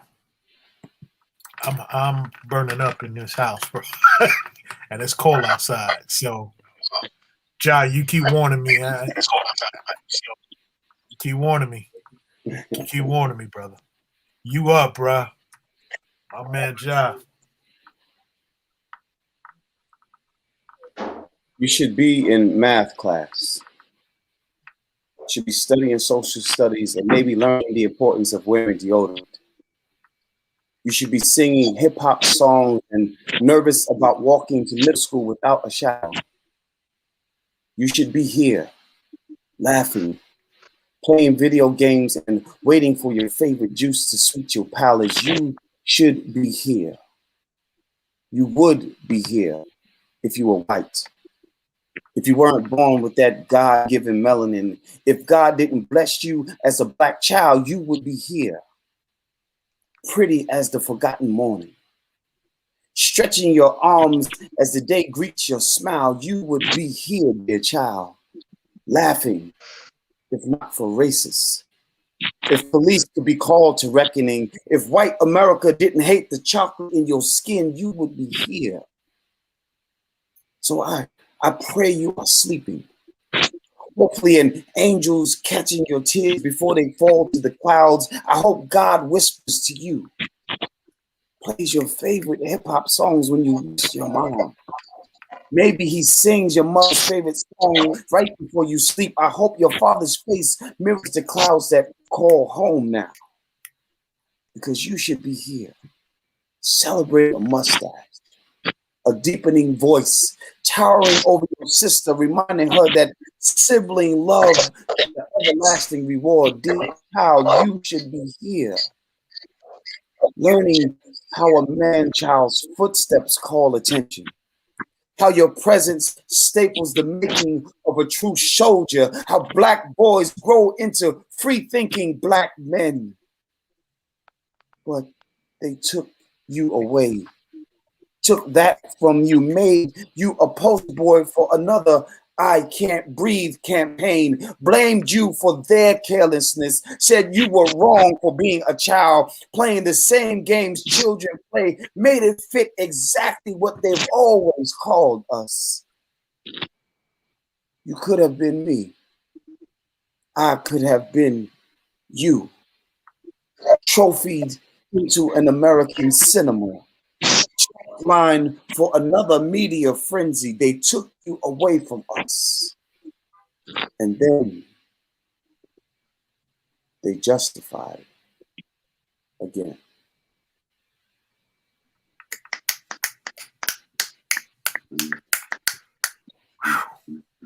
True sayers, true sayers, true sayers, true sayers. KDB. Okay, I'm gonna read this short poem. It's called The Forgotten. I'm the voice of the forgotten, the hushed, the swept under the rug, the don't say that's and the unhugged. I am the unspoken truth,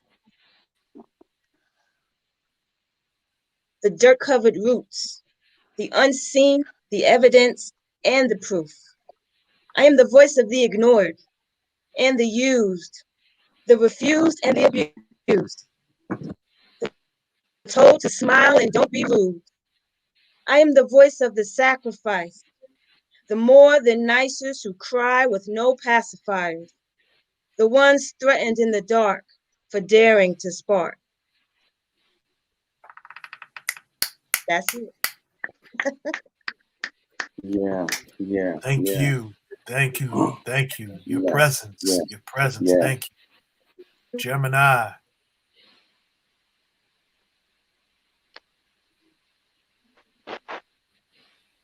Heroes welcome. They call me a monster. They don't understand. I tried the military, but they couldn't understand this level of dedication.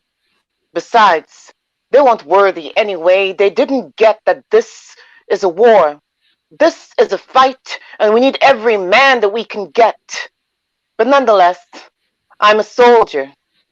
I may be outmanned, but never outgunned. They taught me how to do this, how to be efficient. The enemy looks like the targets. The targets look like the enemy. So why are you complaining? Don't I look good in this uniform? Don't I deserve a hero's welcome? After all, I'm a soldier.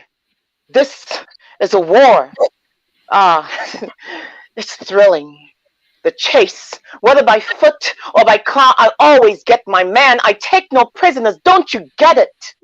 This is a war. What did you expect me to do? Put handcuffs on them? Aren't they all the same?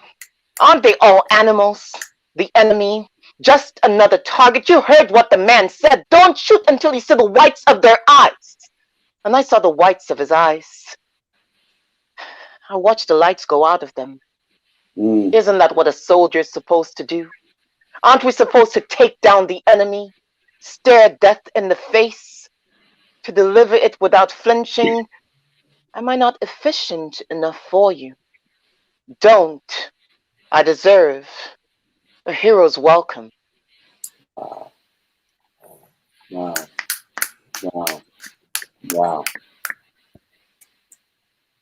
DC Daddy. DC Ash Daddy, I hate to do this to you again, bro.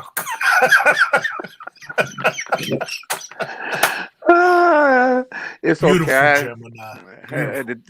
Had to dig into the file for this one. All right. It's been a minute. Here we go. The heat is high. No tree in sight. Does not matter. Their struggle, my fight. My protest should not end. I remember Trayvon and my brother Ben.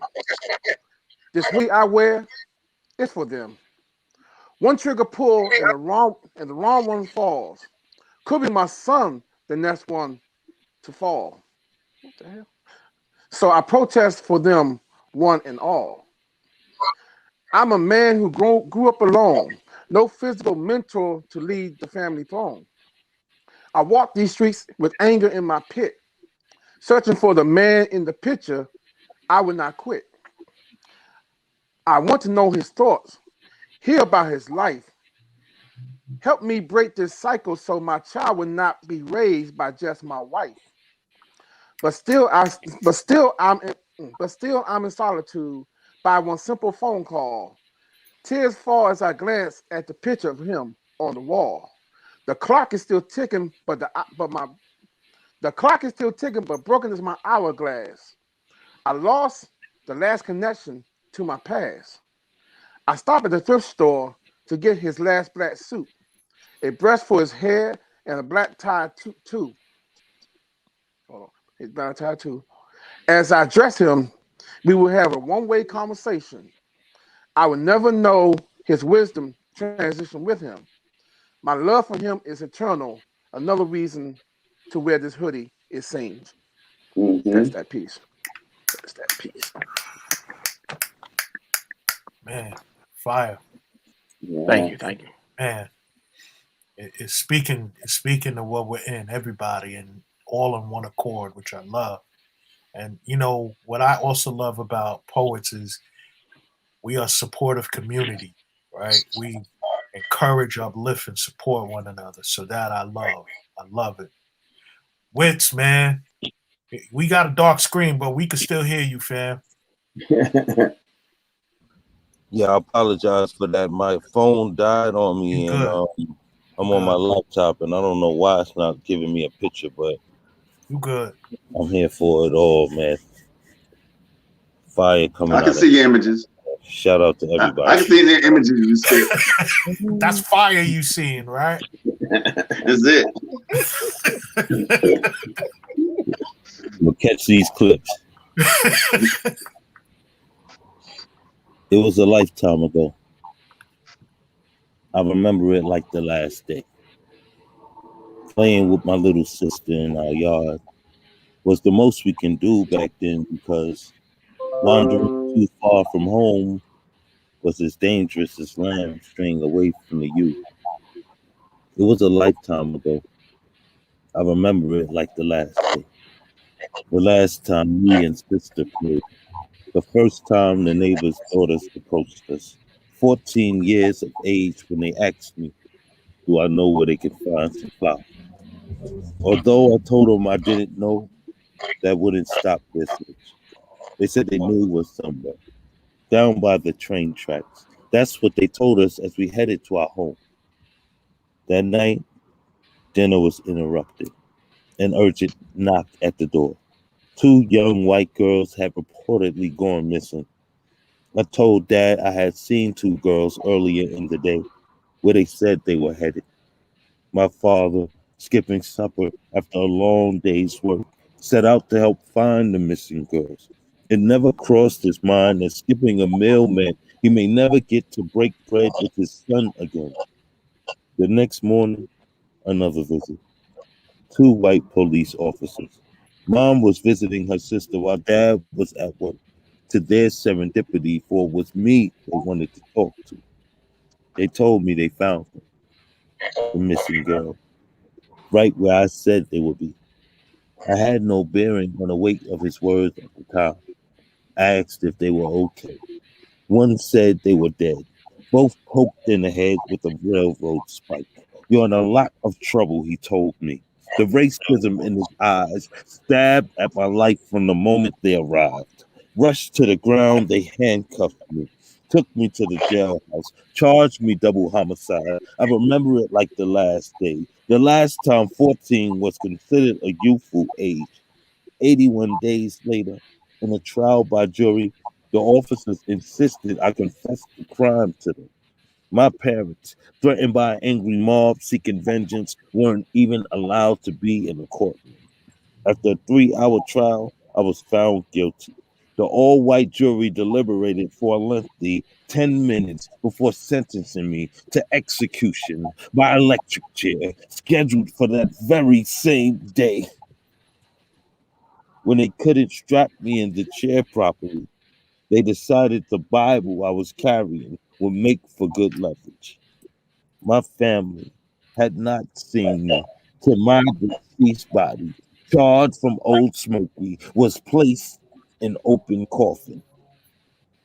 70 years after, this lawful injustice that took away my life was cleared in exoneration.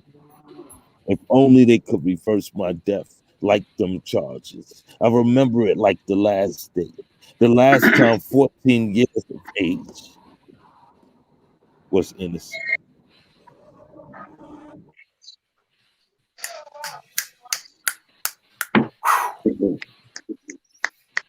All too real, y'all.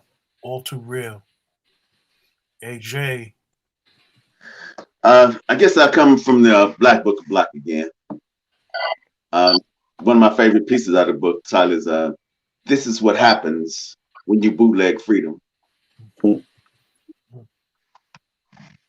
If I tried to include a list of the names of all those who died in the struggle, who were murdered, whipped with hands tied high before being tossed in the flames to burn, all the men and women killed in this fight for free.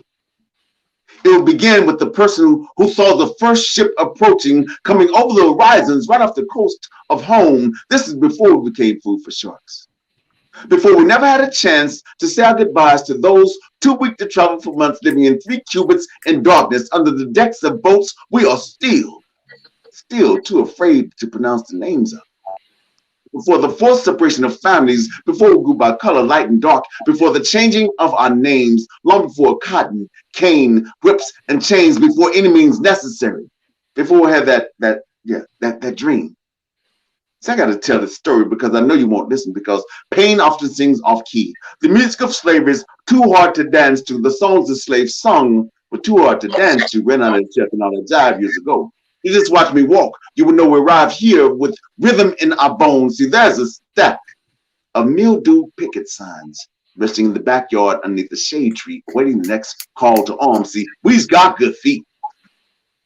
We's much good, master. We's much good, but where's long can I fight our battle? See, it's time we not just learn how to listen, but what to listen to. See, this is what happens when you bootleg freedom. When you're delinquent on the mortgage of your yesterdays, trying to take shortcuts to your tomorrows, follow someone else's dreams, when you're on discount on your baby's future. See, we already know our learning institutions are teaching more how to pass a test than how to read and write. See, they lied to you. They lied to you for more than a century, so you could pay for this revolution on layaway. You could lease a little taste of freedom with food stamps. That rebellion ain't got no consequence. That them that's dead was already proven guilty. Told me my boss don't count. I'm still just 3/5 of a human. See, they look at me like I'm addicts. Like my family tree only has nooses for branches. Like I got a little Malcolm. See, I got a little Malcolm in my stage presence. Like they're 2 seconds away from a bullet on the balcony. They look at me like I'm stupid. Like I don't know the difference between equal and unequal. Since them that look just like me to get me thought I couldn't tell the difference between black and black, between brown and light brown, between niggas and friends, between locks and weaves. They look at me like they don't owe me reparations. Like I lost my 40 acres in a game of craps. Like I'm not a fly caught in the same trap my daddy, granddaddy, and great granddaddy got snared with. Like I'm not putting in my best all to raise my boys. Like I got a mouthful of garbage cry for freedom in my raised black fist. See, this is what happens when you bootleg freedom. When you skip classes teaching how to rightly hold your purpose, when all you got invested in revolution is a couple of food stamps, when black is the new color of targets on these American streets, when there are no more coastal shores to call home, when daddies forget what their sons look like. When you climb on stages and your ears are so used to bullshit, like these words ain't came to me as a blessing to try and save your life. Woo! Oh man. Mercy. Man. Yeah. Gifted, you ready? You ready, sis? Yep, yes, sir. Do we need to get the fire hose to put out the fire up in here? Right. I'm gonna say again, my Black for Life is not going to be the same after this. I mean, it's not, and I'm so good with it. So I'm asking you, Gifted, can you give my people, we're 172,000 strong in 99 countries, give us a gift, please, Queen? Yes, sir.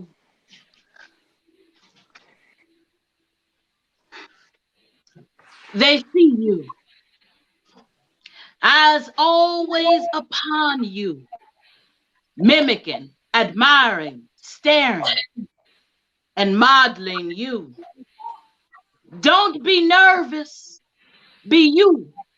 For you are the mirror that feeds their soul. So show them the way. They see you.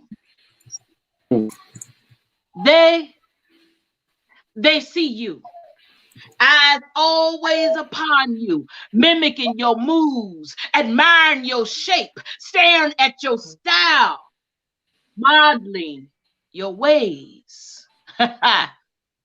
They see you. So shine bright, attract them to your light. Glow, black child, glow. Let them marvel at the beauty that they'll never truly confine. All those haters, wannabes, wish they could be, posers, they see you. They see you. So shine. They see you. Eyes always upon you, mimicking, admiring, staring, and modeling you. So live like there's no tomorrow because it's not promised. Laugh, laugh at your own damn mistakes and love hard like you want to be loved. Love hard. They see you. They see you. Eyes always upon you, mimicking, admiring, staring, and modeling you. Seeds that you've laid one after another. Things falling apart, and then you picking them up again and again and again, holding things together better than hot glue like black families do, because they see you. So shine. Pull down all those cloaks and daggers, take off of that mask and blaze trails, because baby, they see you and they're always watching you. They see you.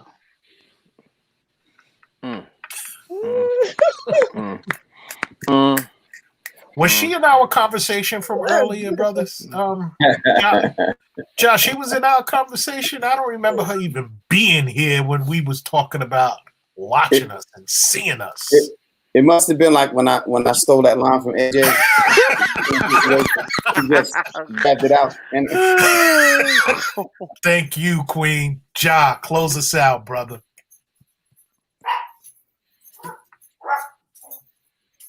I've been trying to find the word to express how it felt. To turn your back to an enemy only because his authority oversees your humanness. Only because blue lights always follow black men down signs. I've been struggling with these words. Trying to hide the fear of losing everything we thought that you would be. Everything that they put on the screen. The news made you guilty. Video said so much about your lies they created. How did they find storylines with no sound? No language, no voices. The video never spat one word through a speaker, but they already knew what to say. All because you're black, because you're a male, and always because the law says, your color says you are already guilty. Always up to something. Everything about you says criminal, says wrong, slavery, garments, jumpsuit, or body bag. Even your smile has tainted. I guess the whites in your teeth says bullseye, target practice. Another one of them, they say, even when you are submitting. They say the battle is not yours, but it is with your Lord. Just as you are now, buried. Body, soul, and evidence. The video without commentary, yet the prosecutor knows the story. He's read it before, memorized it like his favorite rock band. The song he listens to on Easter mornings, right before church. My guess is right before the dark of the night. Your raised hands look like deer antlers. The streets began to scream. Casualties trail from the white sheets. A red sea landmarked your face into a St. Louis pavement. All we could see was a patrol car, and the enemy's bat signal whirling like a merry-go-round. Someone said there was no struggle, but now there's a body laying in the street. Someone said they heard shots, said they saw someone running, said he had his hands raised. They said you were submitting to an enemy who did not care, a marksman dressed as a police officer, moving forward with his hands wrapped comfortably around a handgun, like Jason Van Dyke, like Brett Hankins, like Timothy Loman. His eyes was fixed on a target, just like in training, he said, fixed on the black mass before him, said it wasn't human. His eyes said from the stand, he repeated, my training kicked in. All I could see was a target. And it was the same color I practiced on. The same outline, his eyes, it was fixed on black, just black. See, we live knowing you died because of your color. Because it's a threat, always has been. You die because fairy tales really have your complexion written in its title. And now, with our eyes fixed on this box, the forever home you were too young to belong to, we stare as we will miss you.